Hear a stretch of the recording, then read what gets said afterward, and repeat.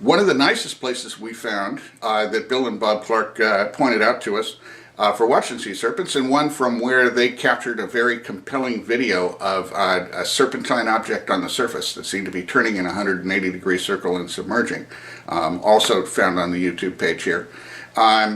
Is Fort Mason in San Francisco. It's formerly a federal fort, now open to the public as an absolutely beautiful park. Outstanding views of the bay and Alcatraz Island. And without any further explanation, because I'm actually there and talk a little bit further, let's take you over to Fort Mason, where Bill and Bob Clark do a lot of their sea serpent spotting. We're here at Fort Mason in San Francisco with Bill and Bob Clark in the third location that they have spotted the sea serpents at. And it's an absolutely beautiful place. Fort Mason is now a federal park and easy to access. We came through the fort, pretty much all the way through the fort, to an area called the Battery, where there actually is still a cannon pointed towards the direction of the Golden Gate Bridge. It was actually used during the Civil War to defend San Francisco against Confederates who never came by anyway.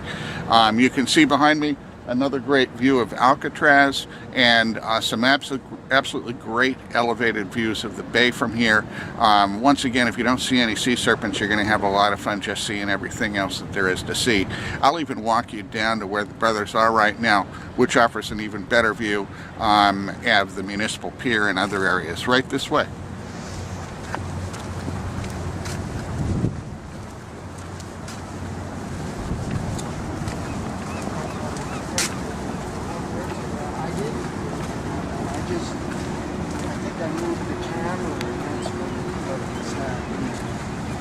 As you can see from where we are here with Bill and Bob, if you look over in that direction, we have a sweeping view of San Francisco Bay.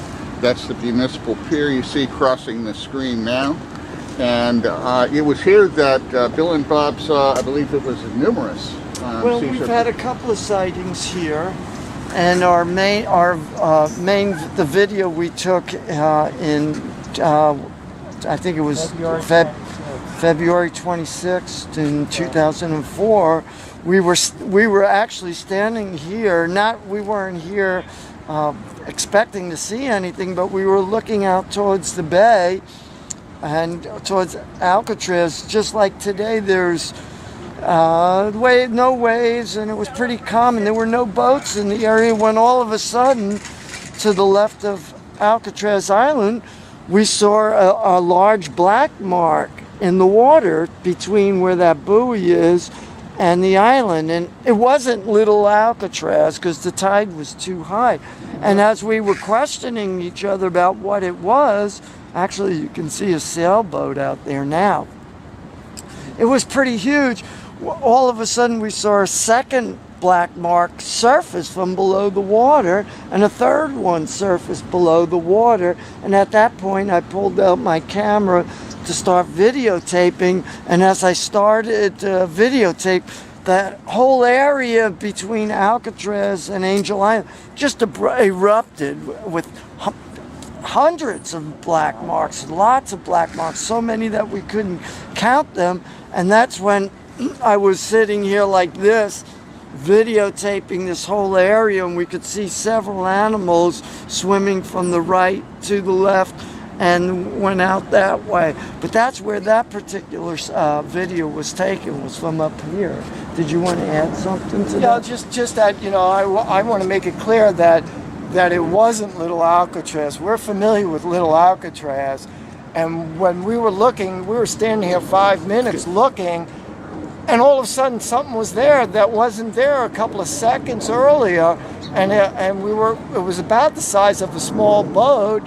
And people say, well, you must have saw a bird, but from this distance, it's impossible to see a bird. Your eyes aren't able. You can actually see us. You can see how far away that is. There's a sailboat going past and so that little buoy. we were literally trying to decide whether it was a boat or not when we saw the second and third objects surface up. I saw it come up from below the water.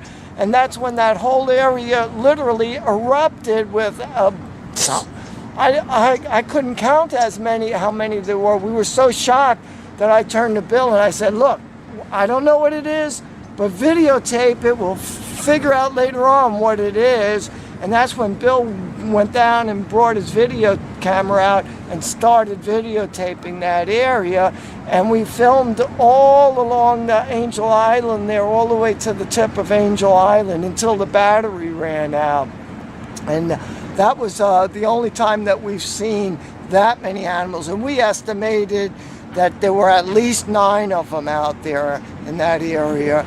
And analysis of our video has confirmed that in the video we have at least 5 or 6 separate animals in the video itself. And so this is a good location for people to come if they want to be above the waterline and get a great view of Alcatraz and Angel Island and really get a scope of how immense this area is. And it's a great place for people to come and enjoy, relax and have lunch, and enjoy themselves, and maybe be lucky like we were and get to see one of these animals. And once again, the early mornings when the water's calm, probably the best time to do that. Yeah, early morning is good. We were happy that day. We were here actually at noon was when we were here, so any time is good. Obviously, the best time is to be out here when there are no boats in the water, which means sunrise is probably early morning is probably the earliest. But this particular day, it was at noon, and that's why it shocked us, because we saw that whole thing out there just erupt all of a sudden. So you never know. Any time could be the right time. You have to be in the right place at the right time and looking in the right direction. Okay, and let's hope that we've got some people out there that would love to come help us out and check these areas out and see if they can spot the sea serpent too. Absolutely. Once again, this is a serpentine type sea serpent. Yes. Kind of unusual. It has been seen by other people here in the San Francisco Bay Area. We'll be talking about that at Mysterious Destinations magazine. And Bill and Bob, we sure want to thank you for showing us these 3 great locations to not only look for sea serpents, but see great views of San Francisco as well. And we look forward to helping you out. We really encourage anyone who has material for us to send it to mysteriousdestinations@gmail.com. Absolutely. And thanks again. You're welcome. Thank you for coming. And as you can see, Fort Mason, not only a great spot to look for sea serpents, but just a great spot to be. I don't know what the local ordinances are, but certainly a bottle of wine or some other refreshment, a little cheese and crackers, and a long-range camera with the telephoto go a long way toward enjoying your sea serpent search should you decide to visit San Francisco and help us out. We're looking for people to send us videos, photos, and descriptions of serpentine type activity that they may spot in the San Francisco Bay Area. You can find out all about how to join the San Francisco Bay Sea Serpent Search at mysteriousdestinationsmagazine.com, where you can see for yourself.